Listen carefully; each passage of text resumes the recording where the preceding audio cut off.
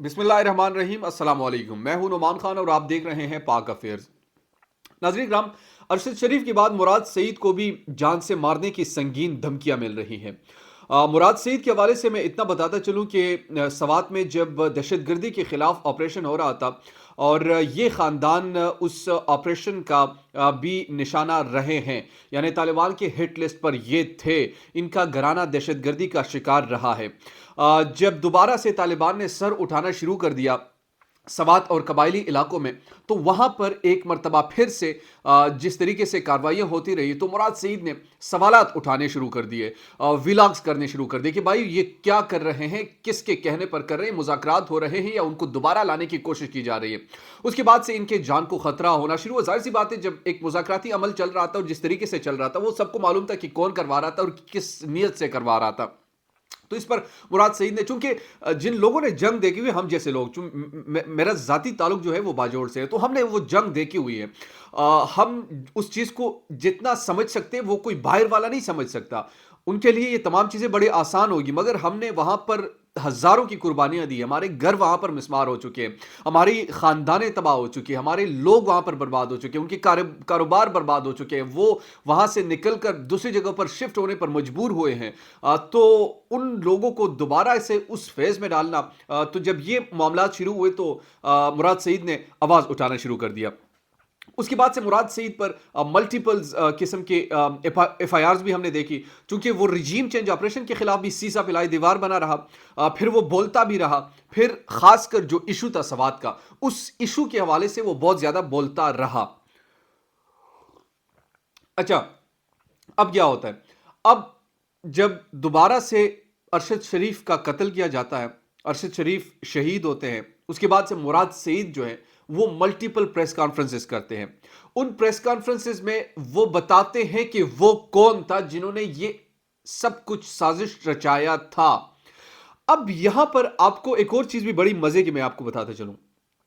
मुराद सईद को जो संगीन किस्म की धमकियां मिल रही, इस पर हुकूमत कोई एक्शन नहीं ले रही, जबकि दूसरी तरफ एमल वली खान ने सिर्फ एक ट्वीट किया कि मुझे भी धमकियां मिल रही हैं।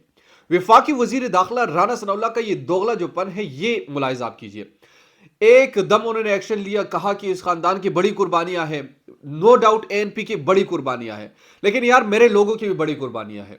70,000 शहादतें, 70,000 लोगों की कुर्बानियां मैंने दी है बतौर कबायली, उनकी भी कुर्बानियां हैं, उनकी जान की हिफाजत भी जरूरी है, और साथ में जिन लोगों को खतरात है उनकी जान की भी हिफाजत जरूरी है। यह रियासत की जिम्मेदारी है। यह सेलेक्टिव जो आपकी अप्रोच है किसी शख्सियत के लिए, मुराद सईद भी एक पॉलिटिशियन ही है। उन्होंने प्रेसिडेंट आरिफ अलवी को खत लिखा है, उस खत में उनको बताया है कि मुझे जान से मारने की धमकियां है, मुझ पर मल्टीपल किस्म के जो एफ आई आर का भी सामना है, फिर मेरे घर पर बगैर वर्दी के, बगैर सिविलियन कपड़ों में कुछ लोग आते हैं, मुझे धमका कर चले जाते हैं, रेड जोन से वो निकलकर कोई नाके पर उनको रोका नहीं जाता। तो ये सवालात उन्होंने उठाए थे, और यही चीज अरशद शरीफ के साथ भी हुई, क्योंकि अरशद शरीफ को भी इसी तरह खतरात का सामना था, इसी तरीके से धमकाना, डराना, ये तमाम कोशिशें की जा रही थी। फिर हमने ये सब कुछ देख लिया, प्रेसिडेंट को उन्होंने भी खत लिखा था, लेकिन उस वक्त किसी ने सीरियस नहीं लिया, किसी ने एक्शन नहीं लिया। अब सब कहते हैं नहीं जनाब हम इंसाफ करें। क्या इंसाफ आप करोगे? जब वो जिंदा था, वो चिल्ला रहा था, वो चीख रहा था कि मेरी जान को खतरा है, मुझे मारा जाएगा, मुझे धमकियां, थ्रेट्स मिल रही हैं। प्रेसिडेंट को खत लिखा, जो हमारे चीफ जस्टिस ऑफ पाकिस्तान है उनको खत लिखा, प्राइम मिनिस्टर को खत लिखा, तमाम लोअर जुडिशरी के सामने तमाम चीजें। क्या कोई इंसाफ हुआ? आज तक कोई पता लगा? उल्टा पता नहीं कौन कौन से केसेस घड़ने की कोशिश की जा रही है। तो राणा सनाउल्लाह साहब को तो यह नजर आ गया कि एमल वली खान को थ्रेट्स है, उनके खानदान को थ्रेट्स है। यह नजर नहीं आता कि मुराद सईद को किस किस्म के थ्रेट्स हैं, बल्कि यहां पर सहूलत फराहम की जा रही है। अकॉर्डिंग टू मुराद सईद, उस खत में उन्होंने लिखा है कि जब मुझ पे कुछ लोग आए और मैंने अपने दोस्तों को बुलाया, दोस्तों को बुलाने के बाद जब वो वहां से भाग निकले, तो मैंने सीसीटीवी फुटेजेस लेने की कोशिश की, मुझे वो ना दी गई। मैंने एफआईआर दर्ज कराने की कोशिश की, वो दर्ज ना हुई।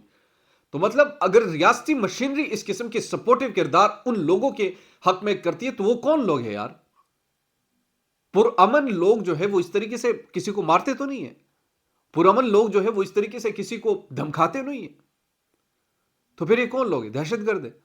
دہشت گرد ہے تو حکومت کا کیا کام ہے؟ دہشت گردوں کو ختم کرنا. پھر کیوں نہیں کرتی؟ کیا یہ سوال ہمیں اٹھانا چاہیے کہ کیا آپ لوگ خدا نہ خواستہ ان کے ساتھ ملے ہوئے ہیں؟ سیکیورٹی آپ سلیکٹو کو دیتے ہیں، اپروچ آپ کی کئی اور ہوتی ہے، آپ بتاتے کچھ اور ہے، ہو جاتا کچھ اور ہے. پھر بعد میں پریس کانفرنس کر کے روئیں گے کہ جناب دیکھو نا، قابل مذمت حملہ ہے، اس کی جتنی بھی مذمت کی جائے کم ہے، یہ کرنا چاہیے، وہ کرنا چاہیے. بہرحال جو مراد سعید صاحب کو خطرات ہیں، ان خطرات کو سنجیدگی سے لینا چاہیے. اور آج ان نے پریزیڈنٹ عارف الوی کو جو خط لکھا ہے، اس خط میں بھی انہوں نے بہت ساری چیزوں کی نشاندہی کی ہے اور اس میں بتا دیا ہے کہ ان کو کیا کیا خطرات ہیں. ہمیں ارشد شریف کے بعد یہ کم سے کم سبق سیکھنا چاہیے کہ آخر اس ملک میں جو کچھ ہو رہا ہے، جس طریقے سے ہو رہا ہے، اس کو بند ہونا چاہیے. یہ ڈرانا، یہ دھمکانا، ان سے آگے نکلنا چاہیے اور پاکستان کی ترقی اور بہتری کے لیے ہمیں سوچنا چاہیے. دیجیے پاک افیئر سے نعمان خان کو اجازت. اگر ابھی تک آپ نے ہمارے چینل کو سبسکرائب نہیں کیا تو کائنڈلی سبسکرائب کیجیے، بیل آئکن کو پریس کیجیے تاکہ نہیں آنے والے لیٹسٹ اپڈیٹ سے آپ باخبر رہیں. شکریہ.